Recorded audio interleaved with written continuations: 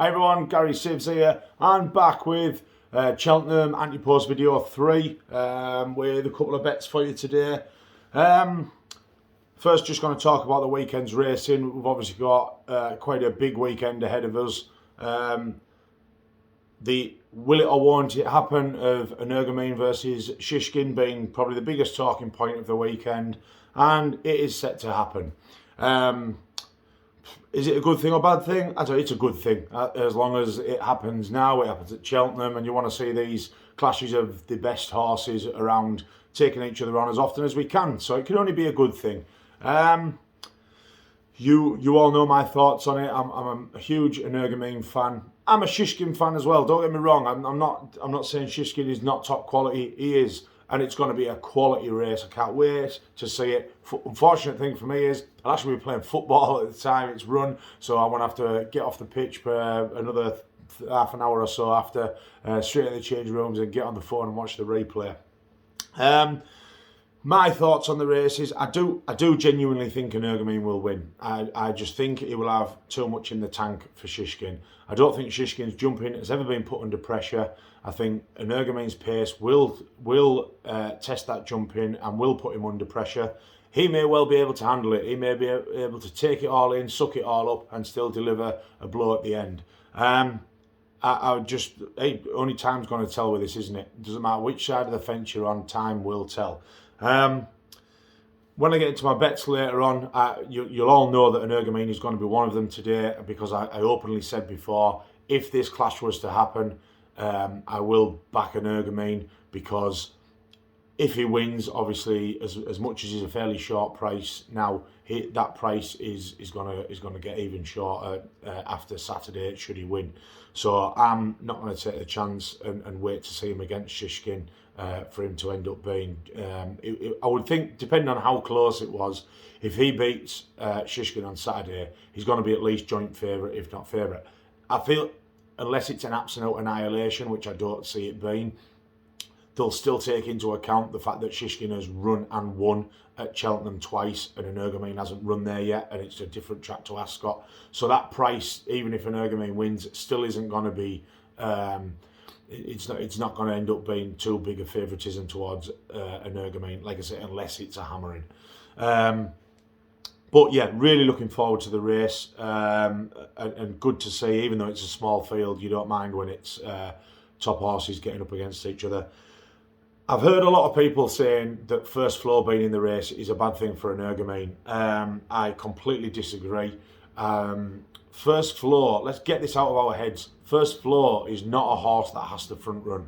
All right, David Bass will sit in behind like he did in this race last year. He will sit in second position like he did behind Politilog, and he only took it up as early as he did last year because he didn't think the pace was strong enough. The pace will be strong enough this time, and I don't see First Floor being a player in this race. I think he's rated 162, the same as Notebook was, who Energumene absolutely slapped to one side last time. And I just don't see First Floor being in the same game as Shishkin or Energumene. I think he'll soon be ridden hard. I think the pace will be too strong for him. And as much as he likes the track and stuff, I just think this will be a step too far for him. And I like First Floor. And right-handed's obviously perfect for him, but I just don't think he'll be able to keep up with the front two in this race. So my bet on this tomorrow, which I will have a bet, will be a straight forecast, rather than just backing Energumene to win. I will be playing the straight forecast with Shishkin in a second. But yeah, great race. Looking forward to it massively. We've obviously got a boatload of horses out this weekend, a big weekend of racing right across. Other ones that I'm probably looking forward to seeing the most, Royal Pagile, who was the horse I put for the National Hunt Chase last year and ended up going to the Gold Cup. He, for me, is a horse that I really like. He has got a massive feat on his hands to go and win this race that he won last year over top weight yet again. He's carrying the same weight, 11 stone 10, the top weight, but for me, the class of horse in behind him this year is slightly better than it was last year. If he goes and wins this, that is a big statement from him. I still do think he could be a Gold Cup horse. He's that bit year, that another year older this year. I think they kind of jumped the gun a little bit, putting him into the Gold Cup last year, and this year, if he goes and stamps his authority tomorrow, he would be a horse I would look at for a Gold Cup, but it would be ground depending. I wouldn't back him Ante Post this time. It would be on the day. If it was soft, and the softer the better, if it got heavy, he would be a horse that I would probably have a fairly decent bet on in a Gold Cup. But like I say, he's got to go out tomorrow and do the business, and off top weight, it's going to be a very tough task. There's some good horses in behind him. Remastered is a horse that I really like and I've followed for a long time. So yeah, another great race in prospect there. Another horse that I'm looking at tomorrow and I'll probably have a bet on is Field of Dairies for Nicky Henderson. Then if you watched my videos before, that is a horse I put up to win on its debut run in this country actually, and went off and won. So it wasn't its debut run, I think it was his second run. I think it fell on its debut run if I remember rightly. This is now back over hurdles for Nicky Henderson. It's fallen its last twice on its last two chase starts, and fallen once previous to that, which I think was its debut run over here.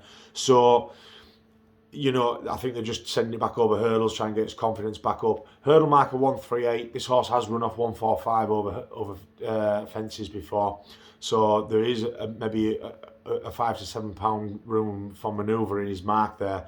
I think he's about best price 9 to 1. I think I saw earlier on for him. So yeah, he'll be a horse I'll be backing tomorrow in the 145 handicap over 2.5 mile. We've then got a novices hurdle race to finish the card off at Ascot, where Monbeg Genius is a horse that I'll be backing in that one.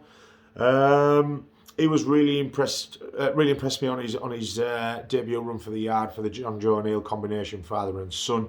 Jumped really nicely. The form has worked out well of that race as well, so I think he's another one that can take a step forward, and is a horse I'm keeping an eye on for the future. We've obviously got John Bon out tomorrow. Looking at the Supreme, I've not really given my thoughts on the Supreme, seeing a lot of discussion on it as everybody has. He, for me, is a step behind Constitution Hill and Dysart Dynamo right now. If I was to be back and have a bet in the race right now, it would be one of them. I'm very torn between which one of those two it would be. But I'm holding out because I do want to be in the John Bon camp. I like the horse. Being from this side of the sea, he's a horse that we need some more contenders in these big races for us. So him and Constitution Hill, I hope they can keep progressing, and let's see how John Bon gets on tomorrow. He's in a race that he's going to have to stamp his authority on and win comfortably tomorrow if he's going to be a supreme horse. So let's see what comes of that. Then we've got a horse that I've followed for a while now, and a lot of my friends in the local area have followed for a while, called Tommy's Oscar. Tommy's Oscar is now in the champion hurdle entries. We started following him about a year and a half ago. One of our close friends locally passed away, and this horse was running not long after, and Tommy's Oscar, without going into too much detail, has a lot of reference to him. So we've all backed it, and it's obviously worked out quite well for us with the amount of wins that he's had recently. In terms of him being a champion hurdle horse, I'm not too sure. He would have to step up again tomorrow, put in a big performance, because to put him alongside the likes of a Honeysuckle, Sharjah, a Zanahiyr, Epitant, there's got to be another step forward for me. So let's see what that brings tomorrow. I do think he can go on and win tomorrow, but whether he can do it in enough style that will propel him to that level, I'm not too sure. Another horse I'm going to be backing is T's Components Lad. Our syndicate horse, Army's Dream, is now with trainer Jill Bonus, and T's Components Lad is with Jill. Jill's having a really good time at the minute, and I think at a price of 6 to 1 I saw last. I'll be looking at him in that's in the 310 handicap hurdle. Like I say, the yard's going well, so I'll be backing that one for Jill tomorrow. Yeah, and there's obviously a lot of other horses out at the weekend. We've got Allaho. In that race, I'm actually looking towards Fakir Doudari. I think Fakir could be a big player in the Ryanair this year. Again, a horse I've followed from his juvenile days, but I think he could be a big player, and I'm interested to see how he gets on Sunday. But yeah, so we'll get on to the bets. One I've already practically told you about, so you can get 5 to 2 for Energumene for the for the champion chase at the minute. I'm going to back him. I'm going to stick 30 quid of my money on him because, like I say, if he goes and wins like I expect him to tomorrow, then that price of 5 to 2 is going to go. The reason I haven't backed him before now is because, like I said to you, I didn't think this would happen.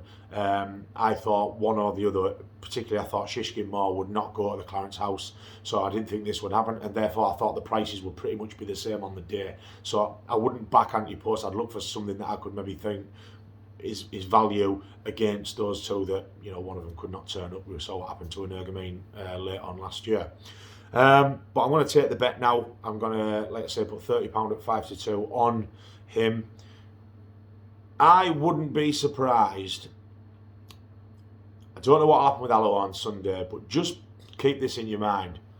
If I am totally wrong about Energumene, right, and Shishkin was to go out and hammer him tomorrow, say he beats him by 10, 15 lengths, right?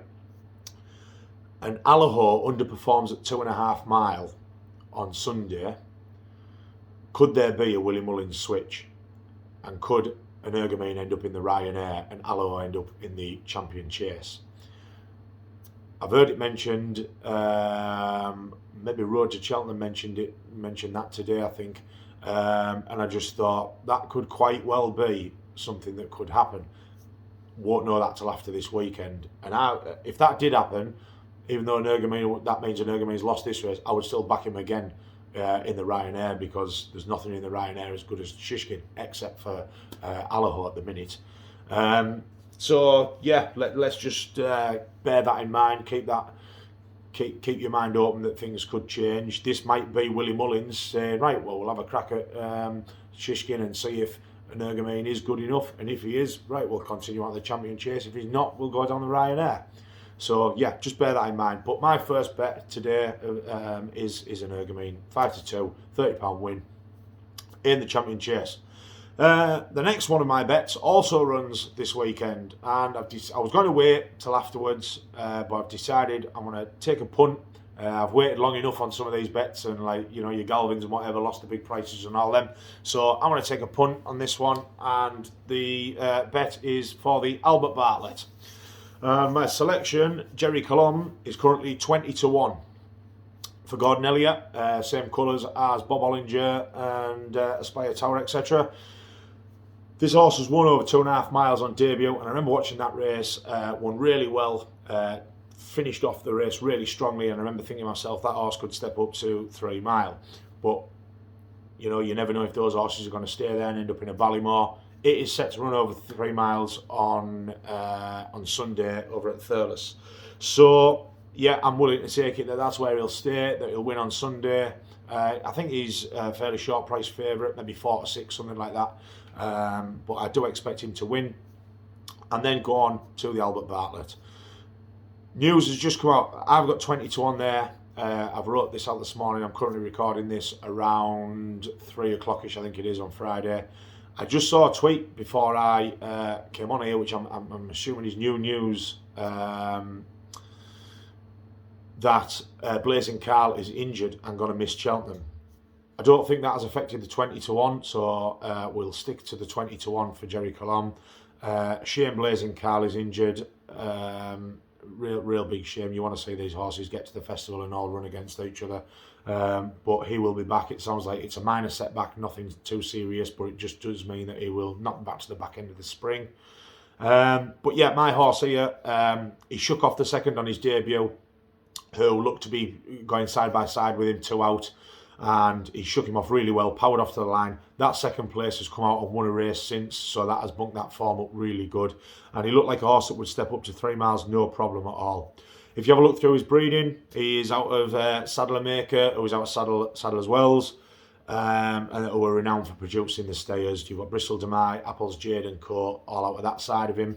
If you look at his dam is a brother of Big Bucks. So again, you've got pure staying power right through his breeding. This will be a staying horse, no two ways about it. And I think he can do some serious damage in an Albert Bartlett. And Albert Bartlett, what you've got to remember about this race is that the last favourite to win this was in 2013. So 9 years since a favourite has won. And actually, in those 9 years, the top 3 in the betting have not come have not won it in the 9 years. It's been something outside the top 3 for all of the 9 years. So you don't really want to be looking in this race at your top 3, like your short priced in this. You can get something. I think we've had 50 to 1 winners, 33 to 1 winners, 20 to 1, 16 to 1s. We've had all sorts of winners in this race. I think if this horse wins, say it wins fairly well on Sunday, I can see this getting cut probably now that Blazing Carl's out as well, probably maybe 10, 12 to 1. So I'm going to take the 20 to 1 now. And I just like the way it's ran. I thought it was, for a horse that was running on debut last time, it was really comfortable. Sat in mid-division on the inside, took it up 3 out, came through, it jumped fluently all round, not a jumping error to be seen, and just looks absolutely set for 3 miles. So 20 to 1, my fairly confident bet on this one, so I'm going to put £25 each way on that bet. So that's 2 more bets for you today. There is a couple more that I've been toying with the idea of. Nearly put a video up earlier this week, so I might get something out on Sunday or Monday at the latest if I can. If those if I decide to take a stab on those, or something from the weekend stands out to me. But yeah, those are the 2 bets today. I hope you all have a great weekend's racing. I hope you good luck with your bets, whatever you do put on. And if you're following these bets, good luck. Hopefully they'll bring some return. And yeah, have a great weekend, everyone. Cheers.